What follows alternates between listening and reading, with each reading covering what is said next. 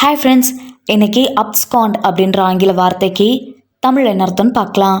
Abscond abscond இந்த வார்த்தைக்கு தமிழில் என்ன சொல்லுவாங்கன்னா மறைவு, தப்பிச்செல், ஒளிந்து செல். மறைஞ்சு தப்பி செல்றதா ஆங்கிலத்தில் அப்ஸ்காண்ட் அப்படின்னு சொல்லுவாங்க.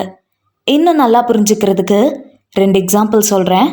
First example, the criminal absconded from the city after the robbery. The criminal absconded from the city after the robbery. கொள்ளையின் பிறகு குற்றவாளி நகரத்திலிருந்து தப்பியோடினார். Second example, there were rumors that he had absconded with the funds.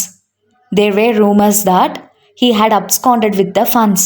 நிதிகளுடன் அவர் தப்பியோடி இருப்பதாக வதந்திகள் இருந்தன. இன்னொரு வீடியோவில் வேறொரு ஆங்கில வார்த்தைக்கு தமிழ் என்ன அர்த்தம்னு பார்க்கலாம். அது வரைக்கும் பை பாய்.